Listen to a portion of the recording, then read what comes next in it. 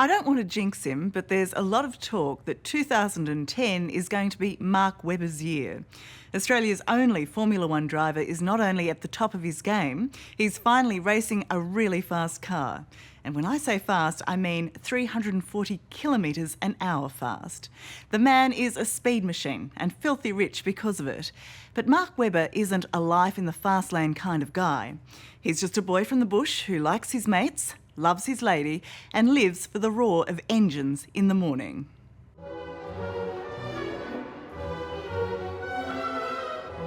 Barcelona is the perfect place for a quiet day off. But for Mark Webber, the Spanish countryside and petrol fumes are calling. And there's nothing quiet about his day away from Formula One. So I thought we were getting away from the noise today. Well, you'll learn very quickly with me, Tara, there's always noise. Boys and their toys, eh? Yeah. Don't you feel any pressure to go that fast? I won't be going that quick, don't worry, at all.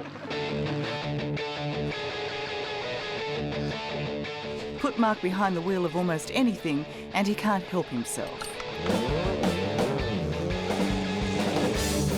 He's supposed to be relaxing with friends, but this is a race car and this is a racetrack, and he wants to conquer both.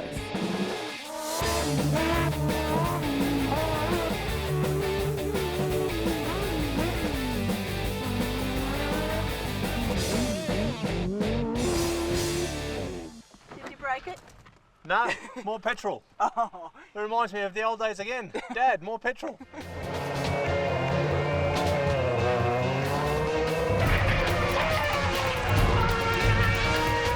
From the dinky dirt buggy to the Formula One car. And there's no chance of running out of petrol these days. It's the flashiest of car racing, the most expensive of sports. And this year, Mark Webber wants to be world champion. And at 340 kilometres an hour in his Red Bull racing car, he might just do it. I'm a normal sort of bloke away from the track, and when you, of course, put the helmet on, you're sort of a different person, and you do get very, very competitive, and you care about your results. Did you ever, or do you ever doubt your ability? You're very, very sure that you're doing, the best job. How can someone be doing a better job than me? How can someone be quicker than you? But that's the way that you're probably wired up.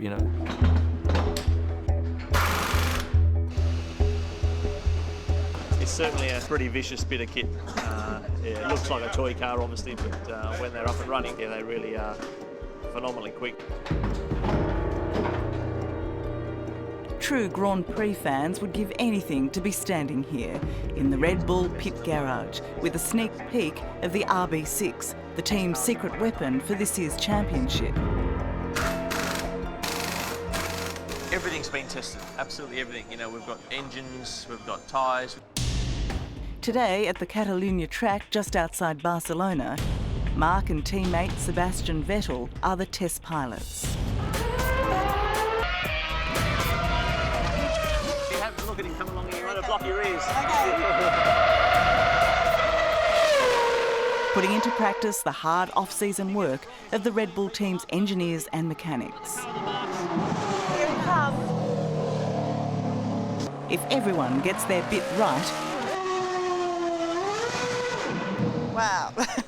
Was that Yeah, good? No, that was bad. wasn't good. And with a bit of luck tossed in, this car will be faster and more reliable than all its competitors.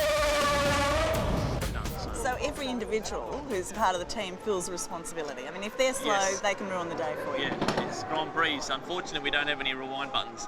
It's not like TV where we can do it again. Oh, we never do it again. Pretty soon, it's Mark's turn in the testing hot seat, and there's no laughing now.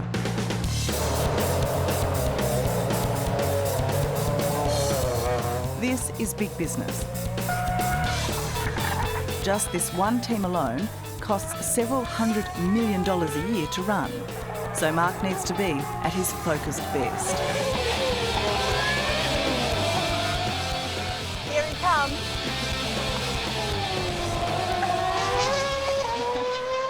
And there he goes. This being a test day, there are no crowds here in Spain, but Mark Webber is driving as if the place is full. Not everyone can be a Formula One driver, obviously. What makes you able to do it?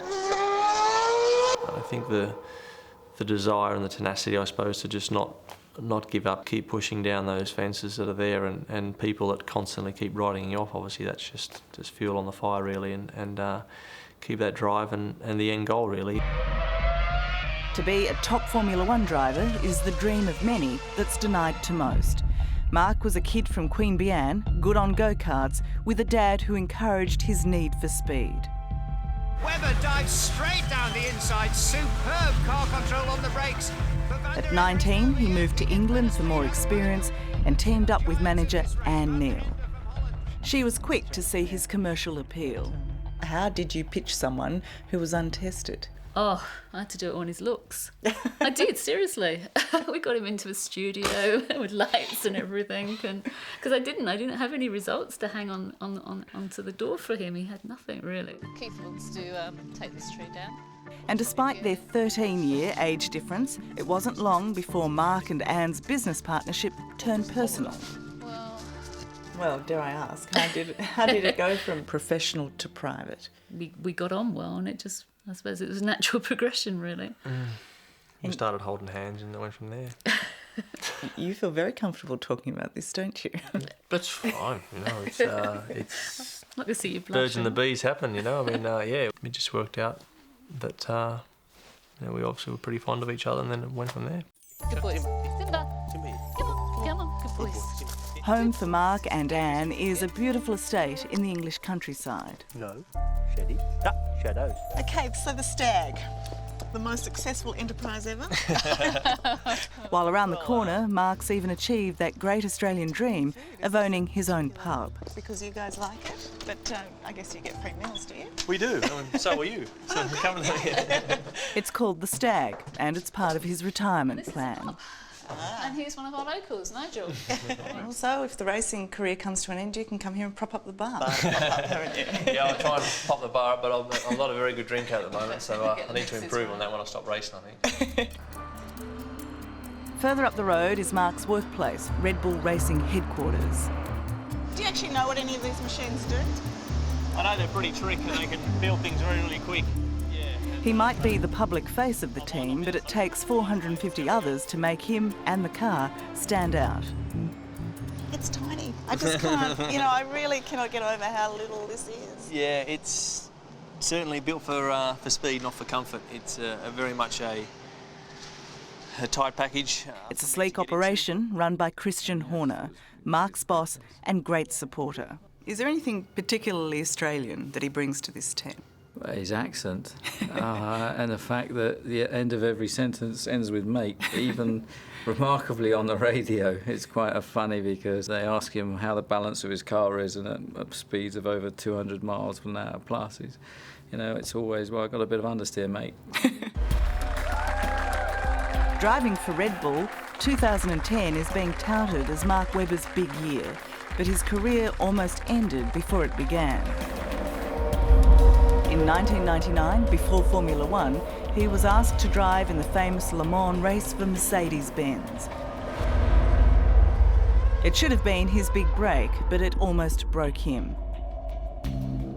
At 300 kilometres per hour, his race car literally took off. When people say that it all flashes before you, everything slows down, and you think it's going to be your time to not be around anymore, then that's exactly what happened. So as time slowed down for you, did you actually think this was the end? Oh, yeah. Remarkably, it happened again to Mark a day later. And then a teammate flipped a third car before Mercedes finally admitted to its bad design.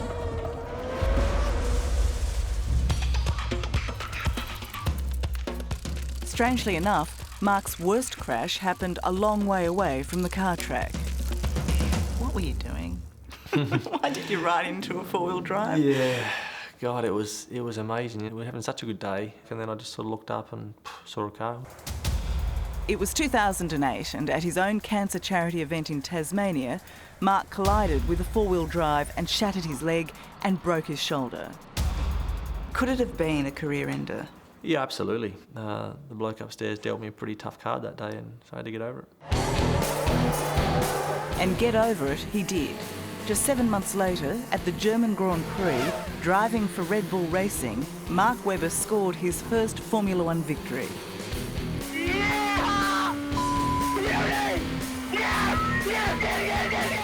After 8 frustrating years and 130 starts, Mark's elation was completely understandable. Yeah, that's the German Grand Prix from last year, so yeah, there you go. Ooh. Yeah. Oh, what did that feel like when you got to hold Oh, it? special, yeah. I wasn't And the too bothered trophies about kept what the coming trophies last year. When I won Brazil down there, I mean, those trophies aren't the prettiest things in the world, but still mean a lot, obviously, to us. So, yeah, it's... Now comes the greatest challenge on Mark's list. Right at the top is trying to win a world title, which is not impossible. I can do it, but you need everything. You need everything there, and so we'll see how we go this year. This feels a bit like the lives of the rich and famous. Even though Mark hasn't won a world championship yet, it's estimated he still makes about $10 million a year from racing. After you. Go for it. That makes him our second highest earning sports star after Greg Norman. You're not uncomfortable about the trappings of your success, though, are you? I must say, every time I still get on a private plane, I feel not that comfortable with it. Today, it's a flight from England to Salzburg, Austria. Yeah. Good life. And a late-night appearance for sponsor Red Bull on Austrian television. Und vom Team Red Bull Racing zu uns gekommen, ebenfalls alter bekannter Teamchef Mark Webber. In Europe, Mark Webber is very well known. Thank you. Thank you, no problem. And while he's flattered by the attention, he's really happiest being a homebody with Anne. Well, one of the headlines I read about Mark criticised him for being too tall, too intelligent and too faithful. What, to be a Formula One driver? Yeah, basically. And I wasn't sure if I should read too boring into that. No, he's not boring. You sure? No, I'm absolutely sure he's not boring. So what we see is what we get. There is no secret playboy going on here. I'd say so. I'd say it's exactly what you get. But of course, don't get me wrong. See a nice looking bird, you know, it's great to have a look at it. You know, in terms of that's you know it's Works that's, both ways, doesn't yeah, it? exactly. So it's natural. So you look, do you ever touch? Of course not. I'm very, very happy with what I have. It takes a lot of manpower to control the horsepower of a Formula One car, and Mark is probably the fittest driver going around. And at 33, he has to be. He's getting on in the sport, and he knows this year may be his best and last chance to grab the top spot. I want to be in control of when I do stop. I don't want to be pushed, or you don't want to be starting to get blown away by guys you know you shouldn't be getting blown away by. But you're not stepping aside yet. That's right. No, and I don't like to see drivers stay on longer than they probably should do. That's something which I hope I don't do, and please tell me if I do. I'll give you a call.